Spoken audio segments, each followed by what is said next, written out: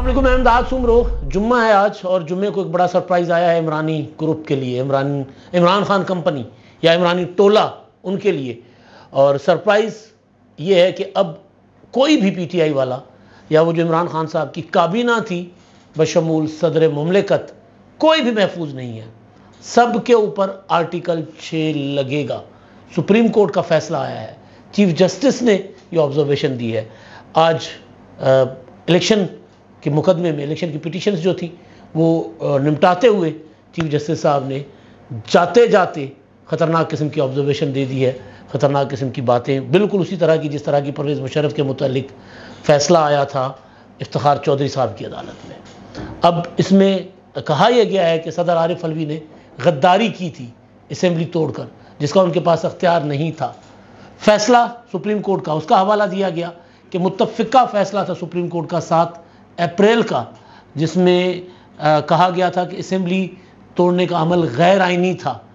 اب کیونکہ جو آرٹیکل 6 جب لگتا ہے تو پھر آرٹیکل 6 آئسولیشن میں نہیں لگتا، کسی ایک کے اوپر نہیں لگتا، اس کے پھر کئی اور جو ہے نا وہ اسپیکٹس سامنے آ جاتے ہیں، اور پھر پوری کی پوری لائن جو ہے وہ اس کی زد میں آتی ہے۔ آرٹیکل 6 کی خلاف ورزی کہا گیا چیف جسٹس صاحب کی طرف سے۔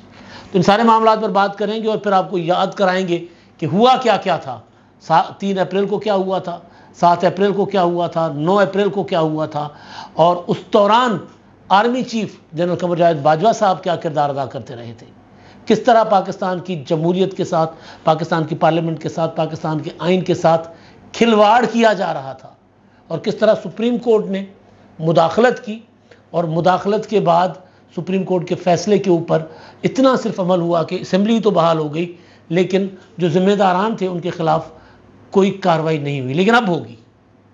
تو بات کرنے سے پہلے گزارش اپنے ان دیکھنے والوں سے جنہوں نے ابھی تک میرا چینل سبسکرائب نہیں کیا، برائے مہربانی چینل کو سبسکرائب کریں، ویلاگز پسند آئیں تو لائک، کمنٹ اور شیئر بھی ضرور کریں۔ تو جناب، معاملہ کافی ایسا ہوتا ہے نا کہ راکھ کے ڈھیر میں انگارے چھپے ہو نا تو وہ نکل آتے ہیں، تو انگارے ہیں جو نکلے ہیں آئین کے ساتھ کھلواڑ کرنے کی جو کیا گیا تھا، جو 3 اپریل کو پراپر ایک مینیج طریقے سے آئین توڑا گیا تھا۔ اس وقت بھی ہمارے ویلاگ پڑے ہوئے ہیں کہ یہ فیصلہ جو آیا ہے، اس فیصلے کے جو نتائج ہیں بڑے خطرناک ہوں گے۔ یہ سمپل ایک اسمبلی کی بحالی کا فیصلہ نہیں تھا۔ اب جب قاضی فائز صاحب نے آج 3 رکنی بینچ کا فیصلہ، وہ جو الیکشن کا معاملہ تھا جس میں آج ایوان صدر میں سے جو دستخط بھی آ گئے، نہیں آ رہے تھے میٹنگ منٹس کے، صدر صاحب نے سادہ کاغذات پر اور اس پر بھیج دیا تھا کہ جی تاریخ پر اتفاق ہو گیا ہے، تو میٹنگ منٹس پر دستخط سپریم کورٹ نے مانگے کہ دستخط کے بغیر کوئی بات نہیں ہوگی، دستخط لے کر آئے، کام پکا ہونا چاہیے، پتھر پر لکیر ہونی چاہیے۔ اور پھر یہ بھی تھا کہ جی پہلے 28 تاریخ دی گئی 28 جنوری انتخابات کی، پھر تاریخ دی گئی 11 فروری، پھر تاریخ دی گئی 8 فروری، تو اب کون یقین کرے گا؟ تو اس کے لیے چیف جسٹس صاحب نے یہ بات یقینی کی بنائی ہے کہ جو سیاسی تجزیہ کار ہیں، صحافی ہیں، ٹاک شوز میں بیٹھ کر الیکشن کی تاریخ کے متعلق کیا سارائیوں سے گریز کریں گے، یہ آرڈر ہے سپریم کورٹ کا کہ یہ اب تاریخ پکی ہے، اس پر اب کوئی سوال نہیں اٹھایا جا سکتا۔ سپریم کورٹ یعنی اس تاریخ کو گارنٹی کر رہی ہے، یہ 14 مئی والی تاریخ نہیں ہے کہ جی ٹھیک ہے 14 مئی کو الیکشن کروانے ہیں، نہیں کرواؤ نہ کرواؤ، ہم نے فیصلہ دے دیا ہے۔ عمرتا بندیال نے کہا تھا نا، ہم نے تو تاریخ رقم کر دی ہے، اب الیکشن ہو نہ ہو، مطلب عجیب و غریب، یعنی پہلے الیکشن نہیں ہو رہے تھے، پھر سپریم کورٹ نے مداخلت کی اس خود نوٹس لے کر، تو پھر سپریم کورٹ کے فیصلے پر عمل نہیں ہو رہا تھا، اور وہ صاحب یہ کہہ کر چلے گئے کہ جی ہم نے تو اپنا نام تاریخ میں لکھوا دیا ہے۔ وہ تاریخ میں جن حروف میں آپ کا نام لکھا ہے وہ تو سب کو پتہ ہے بندیال صاحب۔ تو بہرحال، تو اب یہ فیصلہ سمپل تھا، ایک الیکشن کا تھا کہ انتخابات کیوں نہیں کروائے جا رہے، تاریخ کے معاملے پر کو نمٹا دیا، چیف جسٹس نے تاریخ دلوا دی۔ لیکن ساتھ پھر انہوں نے جو سماعت کے دوران جو ریمارکس دیے ہیں یا جو آبزرویشن ہے ان کی، وہ بڑی جو ہے وہ عارف علوی، عمران خان، قاسم سوری اور پھر اس وقت کی کابینہ، اس سب کے لیے خطرناک ہے، اس کی پوری کابینہ، اس میں یہ کہا گیا ہے کہ جی یہ جو اسمبلی توڑی گئی تھی 3 اپریل کو، اس کے خلاف سپریم کورٹ نے فیصلہ دے دیا کہ وہ عمل غیر آئینی تھا، اور اس میں پھر ایک جج صاحب جو ہے مظہر عالم میاں خیل صاحب نے، 5 رکنی بینچ تھا نا، تو جس میں عمر عطا بندیال صاحب اس کو سربراہی کر رہے تھے، اعجاز الحسن صاحب تھے، منیب اختر صاحب تھے، جسٹس میاں عالم خیل تھے، مظہر عالم میاں خیل تھے، اور جناب جسٹس جمال خان مندو خیل تھے۔ تو فیصلہ تو متفقہ تھا اسمبلی بحالی کا، کہا گیا کہ اختیار نہیں تھا، اور تحریک عدم اعتماد جب آ جائے تو رولنگ نہیں دی جا سکتی۔ تو لیکن ساتھ ہی میاں عالم خیل صاحب نے کہا تھا کہ آئین ٹوٹا ہے، آرٹیکل 6 کی خلاف ورزی ہوئی ہے، پارلیمنٹ اس پر کارروائی کرے۔ پارلیمنٹ نے تو کوئی کارروائی نہیں کی تھی، پارلیمنٹ اس جوگی تھی بھی نہیں کہ کارروائی کر سکتی۔ عمران خان نے پھر پارلیمنٹ کو جس طرح ادمغا کر دیا تھا اپنی سازشوں کے ذریعے، سیاسی چالیں وہ نہیں تھی، سازشوں کے ذریعے۔ لیکن پھر وہ کہتے ہیں خون اور کتوری چھپتے نہیں ہوتے، خوشبو چھپتے نہیں ہوتے۔ فیصلے عدالتوں کے اگر پڑے ہوں اور پھر وہ ان پر عمل درآمد نہ ہو تو کبھی بھی عمل درآمد ہو سکتا ہے ان کے اوپر۔ اب یہ ہونے جا رہا ہے۔ چیف جسٹس نے کہہ دیا ہے کہ جی یہ فیصلے میں تھا سپریم کورٹ کے کہ آئین توڑا گیا ہے، غداری کی گئی ہے۔ اب اس کا ہوا کیا تھا وہ میں آپ کو بتاتا ہوں، اور پھر اب ہوگا کیا وہ بھی میں آپ کو بتاتا ہوں۔ ہوا کچھ یوں تھا کہ جی 6 فروری کا دن ہے 2022، بلاول بھٹو اور آصف زرداری شہباز شریف سے ملاقات کرنے ماڈل ٹاؤن پہنچتے ہیں۔ ماڈل ٹاؤن میں اعلان کر دیا جاتا ہے تحریک عدم اعتماد کا۔ اس سے پہلے پی ڈی ایم ٹوٹ چکا ہوتا ہے سارا کچھ، لیکن تحریک عدم اعتماد کے معاملے پر تحریک عدم اعتماد کا اعلان کیا جاتا ہے۔ اس سے 2 یا 3 دن بعد عمران خان صاحب وہاڑی میں جلسہ کرتے ہیں، اور وہاڑی میں جلسہ کر کے کہتے ہیں کہ جی میں ان تینوں آصف زرداری، نواز شریف اور مولانا فضل الرحمان کی وکٹ ایک ہی گیند سے گراؤں گا۔ تو وہ عمران خان صاحب بڑی بھڑک مار دیتے ہیں۔ بہرحال فاسٹ فارورڈ، اس کے بعد پھر تاریخ نہیں دی جاتی، تحریک عدم اعتماد جمع ہو جاتی ہے 8 مارچ کو، لیکن تاریخ نہیں دی جاتی اسمبلی کا اجلاس بلانے کے لیے۔ اور پھر عمران خان صاحب دھمکی لگاتے ہیں کہ میں 27 مارچ کو، جس دن پھر تاریخ آتی ہے 27 مارچ کی کہ 27 مارچ کو اسمبلی کا اجلاس ہوگا، تو عمران خان صاحب دھمکی لگاتے ہیں کہ جی 27 مارچ کو میں ڈی چوک پر جلسہ کروں گا، اور میں دیکھتا ہوں کہ کون سا ممبر جو ہے کون مائی کا لال یہاں سے چل کر جاتا ہے پارلیمنٹ میں۔ تو اس پر پھر مولانا فضل الرحمان صاحب اناؤنس کرتے ہیں کہ پی ڈی ایم جلسہ کرے گی وہیں ڈی چوک پر، دیکھتے ہیں کہ کون آ کر جلسہ کرتا ہے۔ پھر سپریم کورٹ کی مداخلت ہوتی ہے، سپریم کورٹ بار ایسوسی ایشن عمران خان صاحب کی ظاہر معاونت کر رہی تھی اس وقت۔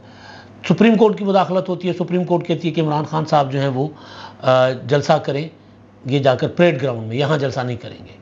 اور پھر مولانا صاحب کا یا پی ڈی ایم کا جلسہ جو ہوتا ہے وہ نہیں ہوتا۔ 27 کو اجلاس تو ہوتا ہے لیکن بغیر کارروائی کے اجلاس ملتوی کر دیا جاتا ہے۔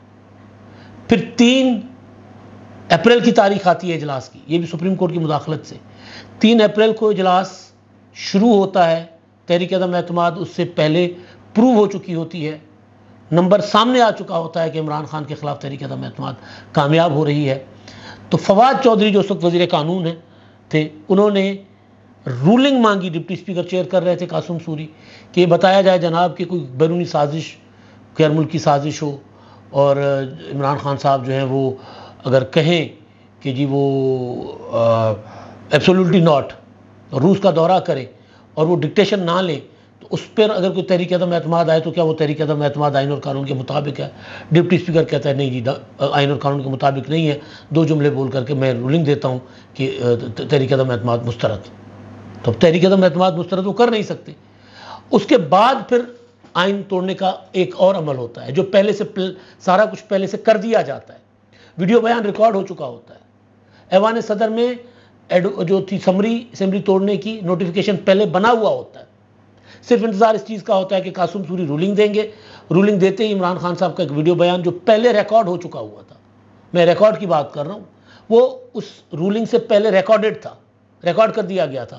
ادھر سے رولنگ آتی ہے، ادھر سے عمران خان صاحب اسکرین پر نمودار ہوتے ہیں ٹی وی پر اور کہتے ہیں کہ جی میں اسمبلیاں توڑنے کی صدر کو جو ایڈوائز کرتا ہوں، اور پھر ودن منٹ صدر صاحب اسمبلیاں توڑنے کی ایڈوائز پر دستخط کر دیتے ہیں اور اسمبلی بھیج دی جاتی ہے کہ اسمبلیاں توڑ دی جائیں۔